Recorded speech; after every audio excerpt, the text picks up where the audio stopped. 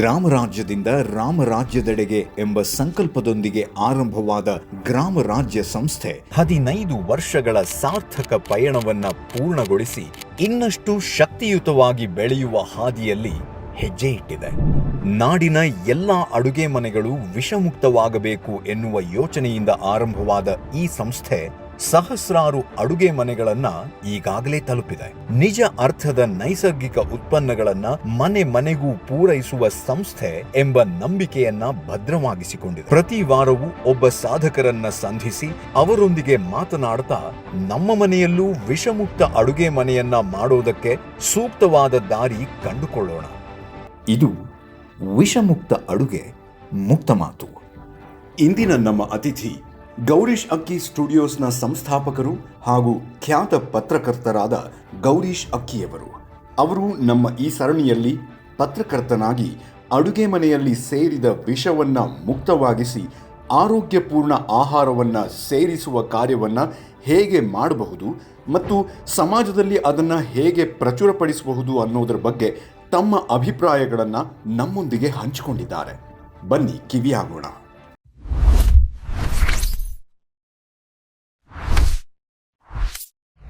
ನಮಸ್ಕಾರ. ವಿಷಮುಕ್ತ ಅಡುಗೆ ಮುಕ್ತ ಮಾತು. ಕಳೆದ ಕೆಲವು ವಾರಗಳಿಂದ ಗ್ರಾಮ ರಾಜ್ಯದ ಈ 15 ಸಂವತ್ಸರದ ಸಂಭ್ರಮದ ಸಂದರ್ಭದಲ್ಲಿ ಹೇಗೆ ನಮ್ಮ ಅಡುಗೆ ಮನೆಯನ್ನು ನಿರಂತರವಾಗಿ ವಿಷಮುಕ್ತಗೊಳಿಸಬೇಕು ಅನ್ನೋ ಪ್ರಯತ್ನ ಗ್ರಾಮ ರಾಜ್ಯದಿಂದ ನಡೀತಿದೆ. ಹಾಗೂ ಏನಿದು ವಿಷಮುಕ್ತ ಅಡುಗೆ ಮನೆ ಅಂತ ಅಂದರೆ ಅನ್ನೋದರ ಸುತ್ತ ನಾವೊಂದಿಷ್ಟು ಗಣ್ಯರನ್ನು ಮಾತನಾಡಿಸುವಂತಹ ಪ್ರಯತ್ನವನ್ನು ಮಾಡ್ತಾ ಇದ್ದೀವಿ. ಅದರ ಅಂಗವಾಗಿ ಇವತ್ತು ನಮ್ಮ ಜೊತೆ ಶ್ರೀ ಗೌರೀಶ್ ಅಕ್ಕಿಯವರಿದ್ದಾರೆ. ಖ್ಯಾತ ಪತ್ರಕರ್ತರು ಹಾಗೂ ಗೌರೀಶ್ ಅಕ್ಕಿ ಸ್ಟುಡಿಯೋಸ್ನ ಸಂಸ್ಥಾಪಕರು, ಆಲ್ಮಾಸ್ ಮೀಡಿಯಾದ ಸಂಸ್ಥಾಪಕರು. ಅವರನ್ನು ನಮ್ಮ ಈ ಕಾರ್ಯಕ್ರಮಕ್ಕೆ ಸ್ವಾಗತಿಸೋಣ. ನಮಸ್ಕಾರ. ನಮಸ್ಕಾರ ಪ್ರದೀಪ್. ಎಲ್ಲರಿಗೂ ನಮಸ್ಕಾರ. Thank you. ಮೊದಲಿಗೆ ಈ ವಿಷಮುಕ್ತ ಅಡುಗೆ ಮನೆ ಅನ್ನೋ ಪದ ಬಂದಾಗ, ಒಂದು ಸೆಂಟೆನ್ಸ್ ಬಂದಾಗ ನಿಮಗೆ ಮನಸ್ಸಿಗೆ ಏನು ಬರುತ್ತೆ? ಸೊ ಮೊದಲಿಗೆ ನಾನು ನಿಮ್ಮ ಬ್ರೋಷರ್ ನೋಡ್ತಿರ್ಬೇಕಾದ್ರೆ ಅದೊಂದು ಸೆಂಟೆನ್ಸ್ ಗಮನ ಸೆಳೀತು. ಅಂದರೆ ಗ್ರಾಮ ರಾಜ್ಯದಿಂದ ರಾಮರಾಜ್ಯ ಅಂತ ಹೇಳಿ. ನಾವು ಯೂಶ್ವಲಿ ರಾಮರಾಜ್ಯದ ಬಗ್ಗೆ ಮಾತಾಡ್ತೀವಿ, ಬಟ್ ಹೇಗೆ ರಾಮರಾಜ್ಯ ಮಾಡೋದು ಅನ್ನೋದ್ರ ಬಗ್ಗೆ ನಮಗೆ ಯಾರಿಗೂ ಕೂಡ ಸರಿಯಾದ ಕಲ್ಪನೆಗಳಿಲ್ಲ. ಹೇಗಿತ್ತು ಅನ್ನೋದ್ರ ಬಗ್ಗೆ ಕೂಡ ಗೊತ್ತಿಲ್ಲ ನಮಗೆ. ಬಟ್ ನನಗನ್ಸುತ್ತೆ ಒನ್ ಆಫ್ ದ ವೇಸ್ ಇದೆಯಲ್ಲ, ಅಂದರೆ ಸುಮಾರು ದಾರಿಗಳಿರ್ಬೋದು ಅದಕ್ಕೆ, ಬಟ್ ಅದರಲ್ಲಿ ಒಂದು ಬಹಳ ಮುಖ್ಯವಾದ ದಾರಿ ಅಂದರೆ ಬಹುಶಃ ಅಡುಗೆ ಮನೆಯಿಂದ ಶುರು ಆಗುತ್ತೆ ಅನಿಸುತ್ತೆ ಅಲ್ವಾ? ಯಾಕೆಂದರೆ ನಾವೆಲ್ಲರೂ ಕೂಡ ಬೆಳಗ್ಗೆ ಅಡುಗೆ ಮನೆಯಿಂದ ಬರುವಂಥ ಆಹಾರವನ್ನು ಸೇವಿಸಿ ಹೊರಗಡೆ ಬರ್ತೀವಿ. ಮನೆಗೆ ಹೋದ್ಮೇಲೆ ಮತ್ತೆ ಅಡುಗೆ ತಿನ್ಕೊಂಡು ನಾವು ಮಲ್ಕೋತೀವಿ. ಅಂದರೆ ಒಟ್ಟಾರೆ ಅಡುಗೆಯಿಂದನೇ ನಾವು ಅಲ್ವಾ? ಹೌದು, ನಾವೇನು ತಿಂತೀವೋ ಅದನ್ನೇ, ನಾವೇನು ತಿಂತೀವೋ ಅದನ್ನ ಹಾಕ್ತೀವಿ. ಸೊ ನಾವು ಏನು ತಿಂತೀವಿ ಅಂತ ನೀವು ಯೋಚನೆ ಮಾಡಿದಾಗ, ಸೊ ನೀವು ಹೇಳಿದ ಹಾಗೆ ವಿಷ ಮುಕ್ತ ಅಂತ ನೀವು ಹೇಳಿದಾಗ ಅನ್ನಿಸ್ತು, ವಿಷ ತಿನ್ಕೊಂಡು ನಾವು ಬದುಕ್ತಾ ಇದ್ದೀವ ಅಂಥೇಳಿ ಅಲ್ವಾ? ಇಷ್ಟು ದಿನ ಹೇಗೆ ನಾವು, ಅಂದರೆ ನಮಗೆ ಅಜ್ಞಾನ ಹೇಗಿದೆ ಅಂತಂದರೆ ವಿಷ ಸೇರಿದೆ ನಮ್ಗೆ ಗೊತ್ತಿಲ್ಲದೆ, ಮತ್ತು ಅದನ್ನು ಮುಕ್ತಗೊಳಿಸಬೇಕಾಗಿದೆ. ಆ ನಿಟ್ಟಿನಲ್ಲಿ ನೀವು ಮಾಡ್ತಿರುವಂಥ ಈ ಕೆಲಸ ತುಂಬ ಒಳ್ಳೆಯದು. ನನಗೆ ನೀವಷ್ಟೇ ಅಲ್ಲ, ನಾನು ಸುಮಾರು ಇತ್ತೀಚಿನ ವರ್ಷಗಳಲ್ಲಿ ಒಂದು 3-4 ವರ್ಷಗಳಲ್ಲಿ ಈ ಥರದ ಬೇರೆ ಬೇರೆ ವ್ಯಕ್ತಿಗಳ ಜೊತೆ ನಾನು ಸಂವಾದ ಮಾಡಿದಾಗ ನಮಗೆ, ಅಂದರೆ ಈಗಲೂ ಕೂಡ ನೋಡಿ, ಈಗ ನಾನು ಇಲ್ಲಿ ಬಂದಮೇಲೆ ಗೊತ್ತಾಯಿತು ಇದು ಇದೆ ಅಂಥೇಳಿ. ನನ್ನ ಮನೇಲೂ ಕೂಡ ನಾನು ಕನ್ವಿನ್ಸ್ ಮಾಡೋದು ಕಷ್ಟ. ನೋಡಿ ಇದು ಬೇಡ, ಇನ್ನು ತೊಗೊಳ ಅಂದಾಗ ಎಷ್ಟು ನಾವು ವಿಷಕ್ಕೆ ಅಡ್ಜಸ್ಟ್ ಆಗಿಬಿಟ್ಟಿದ್ದೀವಿ ಅಂತಂದರೆ, ಅದು ವಿಷ ಅಂತ ಹೇಳಿದ್ರೆ ಅವ್ರು ನಂಬಲ್ಲ, ಆಮೇಲೆ ನಮಗೆ ಕನ್ವಿನ್ಸ್ ಮಾಡೋಕ್ಕೂ ಕೂಡ ಆಗಲ್ಲ. ಆ ನಿಟ್ಟಿನಲ್ಲಿ ವಿಷ ಮುಕ್ತ ಮಾಡುವಂಥದ್ದು ಮತ್ತು ಒಳ್ಳೆಯ ಆಹಾರಗಳನ್ನ, ಆರೋಗ್ಯಕ್ಕೆ ಪೂರಕವಾದ ಆಹಾರಗಳನ್ನ ಅಡುಗೆ ಮನೆಗೆ ಸೇರಿಸೋದಿದೆಯಲ್ಲ, ಅದು ನನ್ನ ಪ್ರಕಾರ ಪ್ರತಿಯೊಬ್ಬ ನಾಗರಿಕನ ಪ್ರೈಮರಿ ಕರ್ತವ್ಯ ಮತ್ತು ಪ್ರತಿಯೊಂದು ಸರ್ಕಾರದ ಪ್ರೈಮರಿ ಕರ್ತವ್ಯ ಆಗಬೇಕು ಅಲ್ವಾ? ಹೌದು. ನೀವು ಅಂದರೆ ಕನ್ವಿನ್ಸ್ ಮಾಡೋದು ಕಷ್ಟ ಅಂತ ಹೇಳಿದ್ರೆ ಅದ್ರ ಬಗ್ಗೆ ಸ್ವಲ್ಪ ಹೇಳಿ. ಯಾಕೆ ಆ ಥರ ಮೈಂಡ್ಸೆಟ್ ಬೆಳೆದಿದೆ ಇವತ್ತು? ಈಗ ಅದು ನಾನು ಮಾತಾಡ್ತಾ ಇದ್ದೆ. ಈಗ ನೋಡಿ, ನಾನು ನಮ್ಮ ಚಿಕ್ಕವರಿದ್ದಾಗ ನಮ್ಮ ತಂದೆ ನಾನು ಪ್ರತಿ ತಿಂಗಳಿಗೆ ಒಂದ್ಸಲ ಕಿರಾಣಿ ಅಂಗಡಿಗೆ ಹೋಗ್ತಿದ್ವಿ. ನಮ್ಮ ಮನೆಯಿಂದ ಒಂದು 2-3 ಕಿಲೋಮೀಟರ್ ದೂರ ಇತ್ತು. ನಾವು ಬಸ್ಸಿಗೇನೋ ಹೋಗ್ತಿದ್ವಿ, ಏನೋ ಒಂದು ಚೀಟಿ ಎಲ್ಲ ಬರ್ಕೊಂಡು ಹೋಗ್ತಿದ್ರು. ಅದರಲ್ಲಿ ಎಣ್ಣೆ ಅಂತ ಒಂದಿರೋದು, ಓಕೆ, 4 kg ಅನ್ಸುತ್ತೆ ಅವಾಗ, ಲೀಟರ್ಗಳಿರಲಿಲ್ಲ, kg ನನಗೆ ನೆನಪಿರೋ ಹಾಗೆ.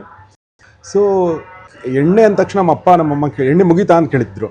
ಓಕೆ, ಮೊನ್ನೆ ತಂದಿದ್ನಲ್ಲ ಅಂತಿದ್ರು.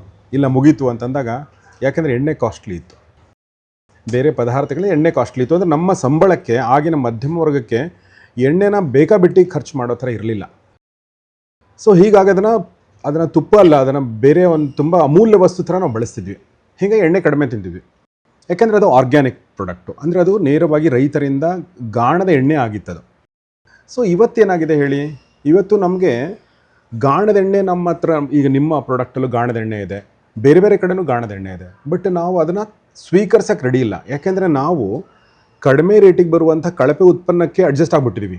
ಫಿಸಿಕಲಿ ಕೂಡ ಅಡ್ಜಸ್ಟ್ ಆಗಿದ್ದೀವಿ ಅನಿವಾರ್ಯವಾಗಿ, ಗೊತ್ತಿಲ್ಲದೆ, ಮತ್ತು ಮೆಂಟಲಿ ನಡೀತಿದೆ ಅಂತ ಗೊತ್ತಿಲ್ಲ ನಮಗೆ. ಎಸ್. ಸೊ ಹೀಗಾಗಿ ನೋಡಿ, ನನಗನ್ಸುತ್ತೆ ಈಗ ನೀವು ನನಗೆ ನೋಡಿದರೆ ನಾನು ಚೆನ್ನಾಗೇ ಇದ್ದೀನಿ, ನೀವು ಚೆನ್ನಾಗೇ ಇದ್ದೀರಿ, ಇನ್ನೊಬ್ರು ಚೆನ್ನಾಗೇ ಇದ್ದಾರೆ ಅಂತ ಕೆಲವೊಂದು ಸಲ ಅನಿಸುತ್ತೆ.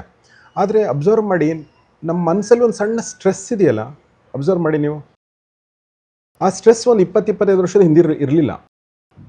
ಅಂದರೆ ಈಗ ವಿಸಿಬಲ್ ಆಗಿರುವಂಥ ಚೇಂಜಸ್ಗಳು, ವಿಸಿಬಲ್ ಆಗಿರುವಂಥ ರೋಗಗಳು ಬರಬೇಕಾದ್ರೆ ಸಮಯ ಹಿಡಿಬೋದು. ಬಟ್ ಈ ನಮ್ಗೆ ಗೊತ್ತಿಲ್ಲದಂಗೆ ನಮ್ಮಲ್ಲಿ ಒಳಗಡೆ ಸೇರ್ಕೊಂಡಿರುವ ಈ ಸ್ಟ್ರೆಸ್ ಏನಿದೆ ಅಲ್ವಾ, ಇದಕ್ಕೆ ಬೇರೆ ಬೇರೆ ಕಾರಣಗಳು, ಟ್ರಾಫಿಕ್ಕು, ಕೆಲಸ, ಅದೆಲ್ಲ ಅಂತೀವಿ. ಬಟ್ ನನ್ನ ಪ್ರಕಾರ ಇದಕ್ಕೆ ಮುಖ್ಯ ಕಾರಣ ಇರಬಹುದು ಅನ್ಸೋದು ಈ ಅಡುಗೆ, ಈ ಎಣ್ಣೆ ಮತ್ತು ಈ ವಿಷಯುಕ್ತ ಪದಾರ್ಥಗಳು ಇದಕ್ಕೆ ಇರ್ಬೋದು ಅನ್ಸುತ್ತೆ.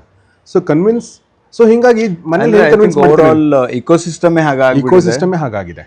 ನಮಗದು ನ್ಯಾಚುರಲ್ ಅನಿಸ್ತಾ ಇದೆ, ಹೀಗೆ ಇರೋದು ನಾವು. ಓಕೆ, ಇದೇ ಥರ ನಮ್ಮ ಜೀವನನೇ ಹಿಂಗೆ ಅಂತೇಳಿ, ಹಿಂಗಾಗಿ ಮನೇಲಿ ಕೂಡ ಅದೇ ಥರ ಅನ್ಕೊಂಡಿದ್ದಾರೆ. ಹಿಂಗೆ ಲೈಫ್ ಅಂದ್ರೆ ಹಿಂಗೆ ಅಲ್ವಾ, ಇಷ್ಟಿರುತ್ತೆ ಟೆನ್ಷನ್ ಅನ್ನೋ ಥರ ಆಗ್ಬಿಟ್ಟಿದೆ. ಆಮೇಲೆ ಅದು ಅಂದರೆ ಮನೇಲಿ ಹೆಣ್ಮಕ್ಳು ಏನು ಯೋಚನೆ ಮಾಡ್ತಾರೆ ಹೇಳಿ, ಎಷ್ಟೇ ನೀವು ಗಳಿಸ್ಬೋದು, ಓಕೆ, ನಿಮ್ಮ ಹತ್ರ ಒಳ್ಳೆ ದುಡ್ಡಿರ್ಬೋದು, ಆದರೂ ಕೂಡ ಒಂದು 100 ರೂಪಾಯಿ ಒಂದು ಅಡುಗೆ ಪದಾರ್ಥಕ್ಕೆ ಜಾಸ್ತಿ ಕೊಡಬೇಕಂದ್ರೆ ಯಾಕೆ ವೇಸ್ಟ್ ಮಾಡೋದು ಅಂತಂತಾರೆ. ಸೊ ನಮ್ಮ ಮನೇಲೂ ಹಾಗೆ.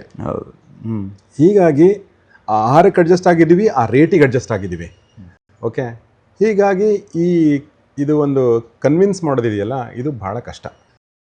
ನನ್ನ ಪ್ರಕಾರ ಒಂದೇ ಒಂದು ದಾರಿ ಅಂತಂದರೆ, ಇದು ಏನು ನೀವು ಇಲ್ಲಿ ಸೆಟಪ್ ಮಾಡ್ಕೊಂಡಿದ್ದೀರಲ್ಲ, ಇದಕ್ಕೆ ಈ ಒಂದು ಇಡೀ ಪ್ರೊಸೆಸ್ಸು ನಮ್ಮ ಜನರ ಕಣ್ಣಿನ ಎದುರುಗಡೆ, ನಮ್ಮ ಜನರ ಎದುರುಗಡೆ ಇದು ಹೋಗಬೇಕು. ಇದು ಈ ಇಡೀ ಹೆಚ್ಚು ಜನರನ್ನು ತಲುಪಬೇಕು. ಇದು ಯಾವ ಥರ ತಲುಪಿಸ್ತೀರಿ ನೀವು ಗೊತ್ತಿಲ್ಲ, ಬಟ್ ಇದು ಒಂದು ಒಳ್ಳೆ ದಾರಿ ಕಂಡುಕೊಂಡಿದ್ದೀರಿ.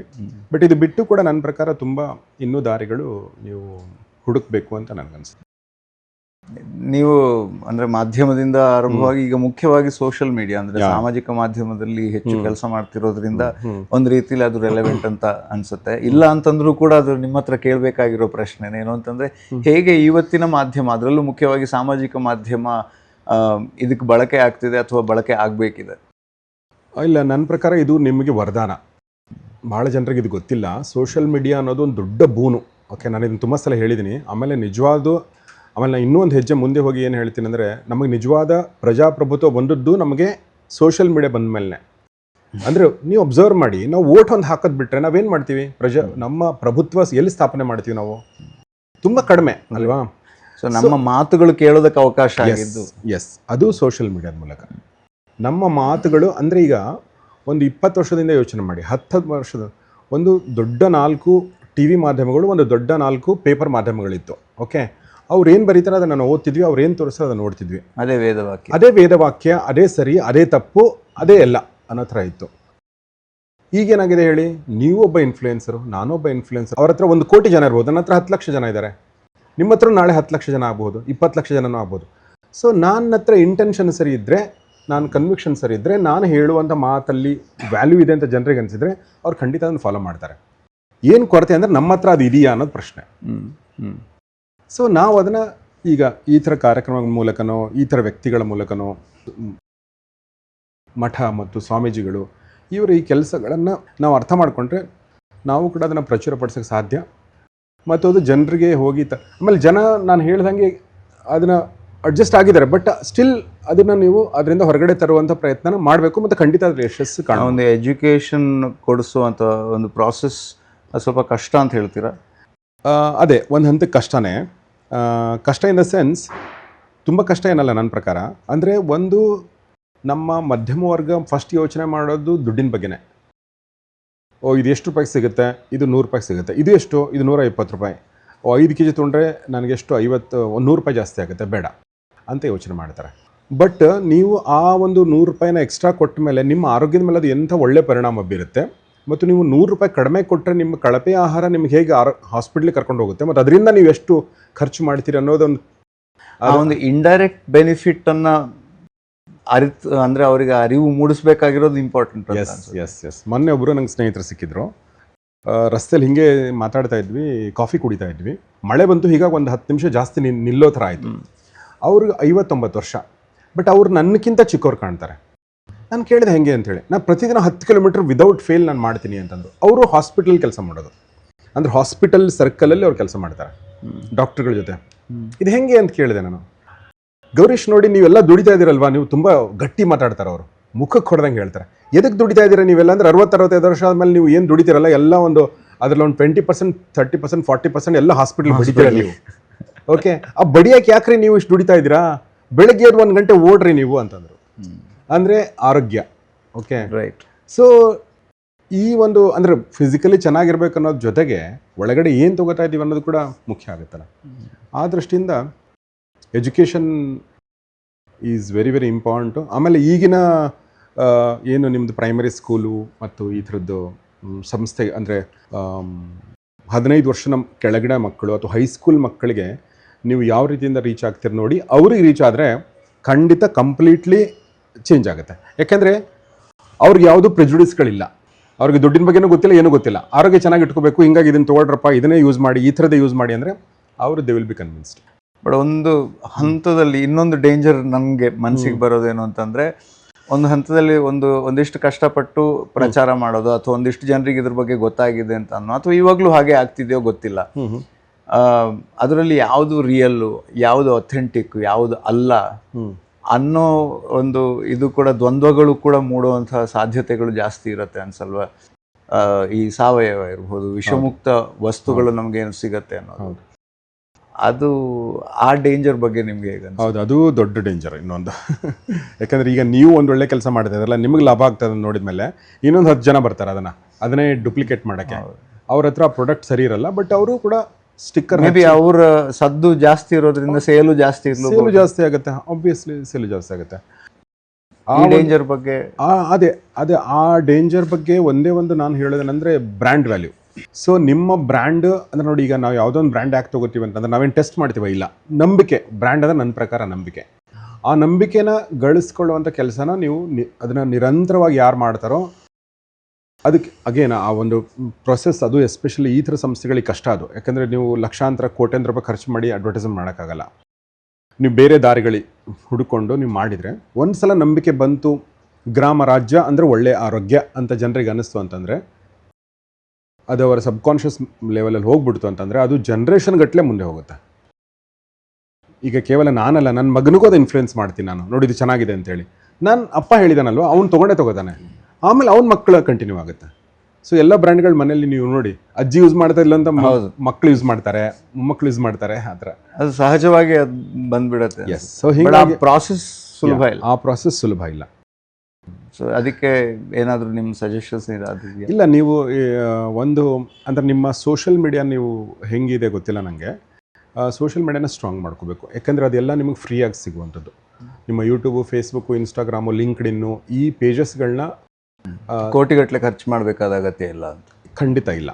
ನೀವು ಕೆಲವು ಸಾವಿರಗಳಲ್ಲಿ ನೀವು ತುಂಬ ಒಳ್ಳೆ ರೀಚನ್ನು ಪಡಿಬೋದು. ಆಮೇಲೆ ನೀವು ಅಂದರೆ ಪೇಯ್ಡ್ ಇರ್ಬೋದು ಅಥವಾ ಆರ್ಗ್ಯಾನಿಕ್ ರೀಚ್ ಇರ್ಬೋದು, ಎರಡನ್ನೂ ಕೂಡ ನೀವು ಪಡಿಬೋದು. ಅಗೇನ್ ಅದು ಕೂಡ ಒಂದು ಆರ್ಗ್ಯಾನಿಕ್ ಪ್ರೊಸೆಸ್ ಆದರೆ, ಅಂದರೆ ನಿಧಾನವಾಗಿ ಶುರು ಆಗುತ್ತೆ. ಬಟ್ ಒಂದು ಸಲ ಅದಕ್ಕೆ ಟ್ರ್ಯಾಕ್ಷನ್ ಸಿಗೋಕ್ಕೆ ಶುರು ಆದರೆ, ಸೊ ಅದು ನಿಮಗೆ ಹೆಲ್ಪ್ ಮಾಡುತ್ತೆ. ನಿಮಗೆ ಏನು ಅದಕ್ಕೆ ಒಬ್ಬರೋ ಇಬ್ಬರೋ 3 ಜನನೋ ಇಷ್ಟು ಜನರ ಮೂಲಕ ನೀವು ಇಡೀ ಕರ್ನಾಟಕ, ಇಡೀ ಭಾರತವನ್ನು ನೀವು ರೀಚ್ ಮಾಡ್ಬೋದು. It just matter of time. Skilled ವ್ಯಕ್ತಿಗಳು ಬೇಕು. ಒಂದು ಸಂಸ್ಥೆ ಆಗಲಿ ಅಥವಾ ಅದರ ಪ್ರಚಾರ ಆಗಲಿ ನಿರಂತರವಾಗಿ ನಡಿಬೇಕು ಮತ್ತು ಒಂದು ಸ್ಕಿಲ್ ಇಟ್ಕೊಂಡು ಮಾಡಬೇಕಾದಾಗ. ಎಸ್. ನಾನು ಅಂದರೆ ಈಗ ನೋಡಿ, ನನಗಿದು 25 ವರ್ಷಗಳ ಹಿಂದೆ ಶುರುವಾದ ಸಂಸ್ಥೆ 10 ವರ್ಷಗಳಿಂದ ಇದಕ್ಕೆ ಒಂದು ಬಿಸ್ನೆಸ್ ಸ್ವರೂಪ ಕೊಟ್ಟರು ಅಂತ ಹೇಳ್ತಾ ಇದ್ರು. I really appreciate that. ನನಗೆ ಇಷ್ಟು ಒಳ್ಳೆ ಕೆಲಸ ಮಾಡ್ತಾ ಇದ್ದಾರೆ, ಇಷ್ಟೊಂದು ಪ್ರಾಡಕ್ಟ್ಗಳಿದೆ. ಅಂದರೆ 4 ಅಂದರೆ ಅಡುಗೆ ಮನೆಯಿಂದ ಹಿಡ್ಕೊಂಡು ನಿಮ್ಮ ಬಾತ್ರೂಮ್ ತನಕ, ಓಕೆ, ಗ್ರೋಸರಿಯಿಂದ ಹಿಡ್ಕೊಂಡು ನಿಮ್ಮ ಪೂಜಾ ಸಾಮಗ್ರಿಗಳಿಂದ ಹಿಡ್ಕೊಂಡು ಎಲ್ಲವೂ ಇಲ್ಲಿದೆ ಅಂತ ನನಗೆ ಇಲ್ಲಿ ಬಂದ ಮೇಲೆ ಗೊತ್ತಾಯಿತು. ನನಗೆ ಗೊತ್ತಿರಲಿಲ್ಲ. ಸೊ ನೀವೀಗ ಈ ಬ್ರ್ಯಾಂಡ್ ಬಗ್ಗೆ ಗೊತ್ತಾಗಿದೆ, ಈ ಬ್ರ್ಯಾಂಡ್ನ ತುಂಬ ಹತ್ತಿರದಿಂದ ನೋಡೋ ಅವಕಾಶ ಕೂಡ ಸಿಕ್ಕಿದೆ. ಸೊ ನಿಮಗೆ ಈಗ ಮೊದಲು ನಿಮಗೆ ಆಯ್ಕೆ ಮಾಡೋದಂತಂದರೆ 1, 2, 3 ಪ್ರಾಡಕ್ಟ್ಸ್ ಯಾವುದನ್ನು ನೀವು ಮೊದಲು ಮನೆ ತುಪ್ಪ ನಾನು ಹೇಳ್ತಾ ಇದ್ದೆ, ತುಪ್ಪ ಎಷ್ಟು ಕೆಟ್ಟಿದೆ ಅಂದರೆ ನಮ್ಮ ಮನೆಗಳಲ್ಲಿ ಅದಕ್ಕೆ ಏನೇಂದ್ರೆ ಏನೂ ಇಲ್ಲ. ಅದಕ್ಕೆ ತುಪ್ಪ ಅಂತ ನಾವು ತಿನ್ಬೇಕಷ್ಟೇ. ಒಂದು ಜಿಡ್ಡು, ಒಂದು ಇದು ಫ್ಯಾಟ್, ಒಂದು ಫ್ಯಾಟ್, ಎಕ್ಸಾಕ್ಟ್ಲಿ ಒಂದು ಫ್ಯಾಟ್. ಅದು ಆ ತುಪ್ಪ ವಾಟ್ ಫ್ಯಾಟ್ ಇಟ್ ಇಸ್. ಆ ತುಪ್ಪ ತಿನ್ನೋದು ಒಂದೇ, ಆ ವ್ಯಾಸ್ಲಿನ್ ತಿನ್ನೋದು ಒಂದೇ ಅನ್ಸುತ್ತೆ. ಓಕೆ, ಹಂಗೆ ಇದೆ ಅದು, ಬೆಳ್ಳಗಿರುತ್ತೆ ಅಷ್ಟೇ ಬಿಟ್ರೆ ಏನಂದ್ರೂ ರುಚಿ ಇಲ್ಲ. ಎಲ್ಲ ನಾನು 2-3 ಬ್ರ್ಯಾಂಡ್ಗಳನ್ನ ಟ್ರೈ ಮಾಡಿದೆ, ಯಾವುದು ಕೂಡ ಚೆನ್ನಾಗಿಲ್ಲ. ನಾನು ನಮ್ಮ ಮನೆಯಲ್ಲಿ ಹಳ್ಳಿಯಿಂದ ತಂದಿರೋ ತುಪ್ಪ ಅಂತಲೂ ನಾನು ಟ್ರೈ ಮಾಡಿದೆ. ಅಂದರೆ ಮನೆಯಿಂದನೇ, ಅಂದರೆ ಅವ್ರು ಎಲ್ಲಿಂದನೋ ತಂದಿರೋದು, ಅದಕ್ಕೆ ಯಾವುದೂ ಬ್ರ್ಯಾಂಡ್ ಇಲ್ಲ, ಅದು ಕೂಡ ರುಚಿ ಇರಲಿಲ್ಲ. ಹೀಗಾಗಿ ನನ್ನ ಪ್ರಕಾರ ತುಪ್ಪದಿಂದ ನಾನು ಶುರು ಮಾಡ್ಬೋದೇನೋ ಅಂತ ಅನಿಸುತ್ತೆ. ಹಾಲು ಫಾರ್ ಎಕ್ಸಾಂಪಲ್, ಹಾಲು ಕುಡಿದ್ರೆ ಇತ್ತೀಚೆಗೆ ಮುಂಚೆ ಥರ ನಮಗೆ ಹಾಲು ಅಂದರೆ ಟೀ ಕುಡಿದ್ಮೇಲೆ ಒಂದು ಕಂಫರ್ಟೇಬಲ್ ಅನಿಸ್ತಾ ಇಲ್ಲ. A2 ತೊಗೊಂಡ್ಮೇಲೆ ಸ್ವಲ್ಪ ಅನಿಸ್ತು ನನಗೆ. ಸೊ ಆ ಪ್ರಾಡಕ್ಟಿಂದ ಶುರು ಮಾಡಿ. ಐ ಥಿಂಕ್ ಅದೇ ನಾನು ಆಗಲೇ ಮೆನ್ಷನ್ ಮಾಡಿದಾಗ, ಅದು ಇಂಡೈರೆಕ್ಟ್ ಬೆನಿಫಿಟ್ಸ್ ನಮ್ಗೆ ನೇರವಾಗಿ ಗೊತ್ತಾಗದೇ ಇರೋದ್ರಿಂದ ಮೇ ಬಿ ಅದು ಕನ್ವಿನ್ಸ್ ಮಾಡೋದು ಕೂಡ ಕಷ್ಟ ಅಂತ ಅನಿಸುತ್ತೆ. ಮತ್ತು ನಿಮಗೆ ಇನ್ನೊಂದು ಪ್ರಶ್ನೆ ಕೂಡ ಕೇಳಿದೆ, ಈ ಥರದ ಅಥೆಂಟಿಕ್ ಬ್ರ್ಯಾಂಡ್ಗಳ ಮಧ್ಯೆ ಬೇರೆ ಫೇಕ್ ಬ್ರ್ಯಾಂಡ್ಗಳು ಅಥವಾ ಕ್ವಾಲಿಟಿ ಇಲ್ಲದೇ ಇರುವಂಥದ್ದು ಬರೋದನ್ನು ನಮಗೆ ಆ ಡೇಂಜರನ್ನು ತಪ್ಪಿಸ್ಬೇಕು ಅಂತಂದರೆ ಏನು ಮಾಡ್ಬೋದು? ಏನಾದರೂ ಸರ್ಕಾರದ ನಿಟ್ಟಿನಲ್ಲಿ ನೋಡ್ಬೋದು, ಅಥವಾ ನಾವು ಅಂದರೆ ಸಾಮಾಜಿಕವಾಗಿ ಯಾವ ರೀತಿಯ ವ್ಯವಸ್ಥೆಗಳನ್ನು ಮಾಡ್ಕೋಬೋದು? ಈಗ ನೋಡಿ, ಒಂದೇನಂದರೆ ಸಜೆಷನ್, ಒಂದೇನಂದರೆ ನಾನು ನಮ್ಮ ದೇಶದಲ್ಲಿ ಕಾನೂನುಗಳಿಗೆ ಯಾವುದು ಕೊರತೆ ಇಲ್ಲ. ಬಟ್ ಕಾನೂನುಗಳು ಸಕ್ಸಸ್ ಆಗೋದು ಯಾವಾಗ ಅಂದರೆ ಅದೊಂದು ಮೂವ್ಮೆಂಟ್ ಆದಾಗ, ಅದು ಪ್ರತಿಯೊಬ್ಬರ ಜನಮಾನಸದಲ್ಲಿ ಅದು ನೆಲೆ ಊರಿದಾಗಷ್ಟೇ ಆಗುತ್ತೆ. ಇಲ್ಲಾಂದರೆ ಯಾವ ಕಾನೂನು ಕೂಡ ಪೇಪರಲ್ಲಿ ಮಾತ್ರ ಇರುತ್ತೆ. ಈಗ ಸೊ ಇದು ಒಂದು, ಹ್ಯಾವಿಂಗ್ ಸೆಡ್ ದಟ್, ಅದನ್ನು ಹೇಳಿದ ಮೇಲೆ ಒಂದು ಹೇಳೋದೇನೆಂದರೆ, ನಾನು ನಿಮ್ಮ ಇಲ್ಲಿನ ಸಂಯೋಜಕರ ಜೊತೆ ಆಯೋಜಕರ ಜೊತೆ ಮಾತಾಡ್ತಿರ್ಬೇಕಾದ್ರೆ ಗೊತ್ತಾಗಿದ್ದು, ಆಮೇಲೆ ಕಾನೂನನ್ನು, ನನ್ನ ಪ್ರಕಾರ ಕಾನೂನನ್ನು, ನಮ್ಮ ಕಾನೂನುಗಳು ಹೆಂಗೆ ಮಾಡಿದ್ದಾರೆ ಅಂದರೆ, ಕಾನೂನು ಪಾಲನೆ ಮಾಡದೇ ರೀತಿಯಲ್ಲಿ ಕಾನೂನುಗಳನ್ನ ಮಾಡಿದ್ದಾರೆ. ಯಾಕೆಂದರೆ ಅಲ್ಲಿ ದಂಡ ಹಾಕ್ಬೋದು, ಇಲ್ಲ ಲಂಚ ತಗೋಬೋದು. ಅದೊಂದು, ಅದ್ರ ಹಿಂದೆ ಪಾಲನೆ ಮುಖ್ಯ ಅಲ್ಲ, ದಂಡ ಮುಖ್ಯ. ಸೊ ಹೀಗಾಗಿ ನಂದೊಂದು ರಿಕ್ವೆಸ್ಟ್ ಅಥವಾ ಒಂದು ಒತ್ತಾಯ ಏನಂದರೆ, ಸರ್ಕಾರಗಳು ಈ ಒಂದು ಪ್ರಾಸೆಸ್ ಇದೆಯಲ್ಲ, ಆರ್ಗ್ಯಾನಿಕ್ ಫುಡ್ಗಳನ್ನ ಬೆಳೆಯುವಂಥದ್ದು ಮತ್ತು ಮಾರ್ಕೆಟಿಗೆ ತರುವಂಥದ್ದು ಮತ್ತು ಬ್ರ್ಯಾಂಡ್ ಮಾಡುವಂಥದ್ದು, ಅದಕ್ಕೆ ಅಥೆಂಟಿಸಿಟಿ ಕೊಡುವಂಥದ್ದು, ಇದನ್ನೆಲ್ಲವನ್ನು ಕೂಡ ಸರಳೀಕರಿಸಬೇಕು. ಆಮೇಲೆ ಜನರ ಮೇಲೆ ನಂಬಿಕೆ ಇಡಬೇಕಾಗತ್ತೆ ಒಂದು ಹಂತಕ್ಕೆ, ಅಲ್ವಾ? ನಂಬಿಕೆ ಇಟ್ಟು ಅಂದರೆ ಎಷ್ಟು ಚೆಕ್ ಮಾಡ್ಬೇಕಾದ್ರೆ ಮಾಡಲಿ, ಬಟ್ ನೀವೇನು 100% ಚೆಕ್ ಮಾಡೋಕ್ಕಾಗದೇ ಇರ್ಬೋದು. ಬಟ್ ಅವ್ರಿಗೆ ಅಂದರೆ, ನೀವೀಗ ಒಬ್ಬ ವ್ಯಕ್ತಿನ ಕನ್ವಿನ್ಸ್ ಮಾಡಿ, ನೋಡಪ್ಪ ನೀ ಹೀಗೆ ಹೀಗೆ ಬೆಳೆದ್ರೆ ನಿನ್ನ ಕುಟುಂಬಕ್ಕೂ ಒಳ್ಳೆಯದು, ನಮ್ಮ ಸಮಾಜಕ್ಕೂ ಒಳ್ಳೆಯದು, ದೇಶಕ್ಕೂ ಒಳ್ಳೆಯದು ಅಂತ ಹೇಳಿ ಅದಕ್ಕೊಂದು ಸಣ್ಣ ಪ್ರೊಸೆಸ್ ಇಟ್ಟು ಅಥೆಂಟಿಸಿಟಿನ ಗೌರ್ಮೆಂಟ್ ಚೆಕ್ ಮಾಡೋ ಥರ, ಸುಲಭ ರೀತಿಯಲ್ಲಿ ಚೆಕ್ ಮಾಡೋ ಥರ ಮಾಡಿದರೆ, ಅಂದರೆ ಅದಕ್ಕೆ ಅಂತಲೇ ಒಂದು ಸಂಸ್ಥೆನ ಅಥವಾ ಒಂದು ಡಿಪಾರ್ಟ್ಮೆಂಟನ್ನು ಮಾಡಬೇಕಾದ ಅಗತ್ಯ ಇದೆಯಾ? ಮತ್ತು ಅದಕ್ಕೆ ಇನ್ಸೆಂಟಿವೈಸ್ ಮಾಡಬೇಕಾದ್ದು, ಸಬ್ಸಿಡಿಗಳನ್ನು ಕೊಡಬೇಕಾದ ಅಗತ್ಯ ಇದೆ. ಈಗ ಒಂದು ಫಾರ್ ಎಕ್ಸಾಂಪಲ್ ಇಲೆಕ್ಟ್ರಿಕ್ ವಾಹನಗಳಿಗೆ ಹೇಗೆ ಸಿಗ್ತಾ ಇದೆ, ಆ ಥರದ್ದು. ಬಟ್ ಅದರಲ್ಲೂ ಕೂಡ ಒಂದು ರೀತಿಯ ನಿಯಮ ನಿರ್ಬಂಧಗಳನ್ನು ಇಡದೇ ಇದ್ದರೆ ಎಲ್ಲರೂ ಕೂಡ ನಾವು ಅದನ್ನೇ ಮಾಡ್ತೀವಿ ಅಂತ ಮೋಸ ಮಾಡುವಂಥ ಸಾಧ್ಯತೆ ಇದೆ. ಸೊ ಈ ಥರದ್ದೊಂದು ಅಗತ್ಯ ಇದೆ ಅನ್ಸುತ್ತೆ. ಅಲ್ಲ, ಬಹುಶಃ ಆ ಥರದ್ದು ಇನ್ಸೆಂಟಿವೈಸ್ ಮಾಡುವಂಥದ್ದು, ಸಬ್ಸಿಡಿ ಕೊಡುವಂಥದ್ದು ಮಾಡ್ಬೋದು. ಬಟ್ ನನಗೆ ಗೊತ್ತಿಲ್ಲ ಅದ್ರ ಬಗ್ಗೆ. I am not an expert. ಯಾಕೆಂದರೆ ಅದು ಎಷ್ಟು ಮಟ್ಟಿಗೆ ಕೊಡೋಕ್ಕಾಗುತ್ತೆ. ಓಕೆ, ಅಟ್ಲೀಸ್ಟ್ ಒಂದು ಆರಂಭದಲ್ಲಿ ನಿಯಮಿತವಾಗಿ ಒಂದು ಮಾಡಬಹುದಾ ಅನ್ನೋದೊಂದು ಯೋಚನೆ. ಯಾಕೆಂದರೆ ಅದು ತುಂಬ ದೊಡ್ಡ ಮಟ್ಟದ ಖರ್ಚಾಗುತ್ತೆ, ಸರ್ಕಾರದ ಮೇಲೆ ತುಂಬ ದೊಡ್ಡ ಮಟ್ಟದ ಭಾರ ಆಗ್ಬೋದು ಆ ಥರ ಮಾಡಿದರೆ. ಬಟ್ ಅಟ್ಲೀಸ್ಟ್ ಏನಂದರೆ, ಆ ನಿಯಮಗಳನ್ನ ಸರಳೀಕರಣಗೊಳಿಸು ರೈತನಿಗೆ. ಅಂದರೆ ಈಗ ನೋಡಿ, ಯಾವುದೇ ಒಂದು ನಾವು ಸ್ಟೆಪ್ ತೊಗೋಬೇಕು ಅಂದರೆ, ನಂಗೆ ಅದರಲ್ಲಿ ಲಾಭ ಇದೆ ಮತ್ತು ಅದು ಸುಲಭ ಇದೆ ನಾನು ಮಾಡ್ತೀನಿ. ನನಗೆ ಆ ಪ್ರೊಸೆಸ್ ಮಾಡೋಕ್ಕೆ ನಂಗೆ ತುಂಬ ಕಷ್ಟ ಇದೆ ಅಥವಾ ನಂಗೆ ಅದು ಲಾಸ್ ಇದೆ ಅಂದರೆ ನಾನು ಮಾಡಲ್ಲ. ಈಗ ಒಂದು ಎಲೆಕ್ಟ್ರಿಕ್ ವೆಹಿಕಲ್ ತೊಗೋಬೇಕು ಅಂದರೆ ಸಬ್ಸಿಡಿ ಕೊಡ್ತಾರೆ ಅಂತ ಮಾಡ್ತೀನಿ. ಇಲ್ಲ ನೀವು ಸಬ್ಸಿಡಿ ಅಲ್ಲ, ನೀವು ದಂಡ ಹಾಕ್ತೀವಿ ಅಂತ ಅದನ್ನು ಮಾಡ್ತೀವಿ ನಾವು, ಇಲ್ಲ. ಸೊ ಹಾಗೆ ದಂಡ ಹಾಕ್ದಂಗೆ ಆಗಬಾರ್ದಲ್ವ ಯಾವುದೇ ರೈತನಿಗೂ ಕೂಡ. ರೈತನಿಗೂ ದಂಡ ಹಾಕ್ದಂಗೆ ಆಗಬಾರ್ದು, ಡಿಸ್ಟ್ರಿಬ್ಯೂಟರ್ಗಳಿಗೂ ಆಗಬಾರ್ದು, ಗ್ರಾಹಕರಿಗೂ ಆಗಬಾರ್ದು. ಗ್ರಾಹಕರಿಗೆ ಕೂಡ ಹೌದು ಒಳ್ಳೆ ಆರೋಗ್ಯ ಸಿಗುತ್ತೆ, ಬಟ್ 100 ರೂಪಾಯಿ 200 ರೂಪಾಯಿ ಕೊಟ್ಟರೆ ಬೇಡಪ್ಪ ನನಗೆ ಅದೇ ಓಕೆ. ಅದೇ ಕಾರಣಕ್ಕೋಸ್ಕರ ನಾನು ಸಬ್ಸಿಡೈಸ್ ಮಾಡಬೇಕಾದ ಅಗತ್ಯ ಇದೆ ಅಂತ ಅನ್ಸುತ್ತಾ ಅಂತ ಕೇಳಿ. ಅದೇ ಇರ್ಬೋದೇನೋ, ನನಗೆ ಅದು ಗೊತ್ತಿಲ್ಲ. ಅದು ಸರ್ಕಾರ ಯೋಚನೆ ಮಾಡಬೇಕು. ನಿಮ್ಮಂಥ ಈ ಸಂಸ್ಥೆಗಳು ಏನಿದೆ, ಗ್ರಾಮ ರಾಜ್ಯ ಸಂಸ್ಥೆ, ಆದರೆ ಮಾಧ್ಯಮವಾಗಿ, ಸಾಮಾಜಿಕ ಮಾಧ್ಯಮದ ಮೂಲಕ ಕೂಡ ನಿಮ್ಮ ಸಪೋರ್ಟ್ ಹೇಗೆ ನಿರೀಕ್ಷೆ ಮಾಡ್ಬೋದು? ಅಲ್ಲ, ನಾನು ಮುಂಚೆಯಿಂದನೂ ಕೂಡ ಗೌರಿ ಶಕ್ಕಿ ಸ್ಟುಡಿಯೋದಲ್ಲಿ ನಾವು ಫ್ಯಾಮಿಲಿ ಡಾಕ್ಟರ್ ಅಂತ ಕಾರ್ಯಕ್ರಮ ಮಾಡ್ತೀವಿ. ಸುಮಾರು ಜನ ಡಾಕ್ಟರ್ಗಳು ಅದರಲ್ಲಿ ಬಂದಿದ್ದಾರೆ. ಡಾಕ್ಟರ್ ಸುವರ್ಣಿನಿ ಕೋಣಳೆ ಅವರು ಕೂಡ ಇತ್ತೀಚೆಗೆ ಬಂದಿದ್ದರು. ಅವ್ರ ಮೂಲಕ ನಂಗೆ A2 ಹಾಲು ಗೊತ್ತಾಗಿದ್ದು. ನಾವು ಯಾವಾಗಲೂ ಕೂಡ ಈ ಥರದೊಂದು ಆರ್ಗ್ಯಾನಿಕ್ಕು, ಸಾವಯವ ಮತ್ತು ನ್ಯಾಚುರಲ್ಲು, ಸಹಜತೆಗೆ ಒತ್ತು ಕೊಡುವಂಥದ್ದು ಏನೇ ಪ್ರಾಡಕ್ಟು, ಸರ್ವಿಸ್ ಇದ್ದರೂ ಕೂಡ ನಾವು ಅದನ್ನು ತುಂಬ ಪ್ರಮೋಟ್ ಮಾಡಿದ್ದೀವಿ. ಯಾಕಂದರೆ ನನ್ನ ಮನಸ್ಸಿಗೆ ಹತ್ತಿರವಾದ ಸಬ್ಜೆಕ್ಟ್ ಅದು. ಹೀಗಾಗಿ ಬೇರೆ ಯಾರು ಏನು ಮಾಡ್ತಾರೆ ನನಗೆ ಗೊತ್ತಿಲ್ಲ. ಬಟ್ ನಾನು ಗೌರಿ ಶಕ್ಕಿ ಸ್ಟುಡಿಯೋದ ಮೂಲಕ ಅದನ್ನು ಪ್ರಮೋಟ್ ಮಾಡಿದ್ದೀನಿ, ಹಿಂದೆನೂ ಕೂಡ ಮಾಡಿದ್ದೀನಿ, ಮುಂದೆ ಕೂಡ ನಮಗೂ ಮುಂದೆನೂ ಕೂಡ ಮಾಡ್ತೀನಿ. ನಿರೀಕ್ಷೆ ಇದೆ. ಖಂಡಿತ. ಆಮೇಲೆ ನಮ್ಮ ಒಂದು ಏನು ಜನ್ರೇಷನ್ ಇದೆ, ಸೊ ನಾವೆಲ್ಲ ಮಾಧ್ಯಮದಿಂದ ಬಂದಂಥವ್ರು, ನೀವು ಕೂಡ ಮಾಧ್ಯಮದಲ್ಲಿದ್ರಿ. ಸೊ ನಮ್ಮ ಈ ಒಂದು ಏನು ಮಾಡಬಹುದು ನನ್ನ ಪ್ರಕಾರ ಅಂದರೆ, ಏನು ಇನ್ಫ್ಲೂಯೆನ್ಸರ್ಗಳಿದ್ದಾರೆ, ಏನು ಆ್ಯಂಕರ್ಗಳಿದ್ದಾರೆ, ಅಥವಾ ಮುಖ್ಯವಾದ ವರದಿಗಾರರಿದ್ದಾರೆ, ಅವ್ರಿಗೆಲ್ಲ ಒಂದು ವರ್ಕ್ಶಾಪ್ ಥರ ಮಾಡಬೇಕು.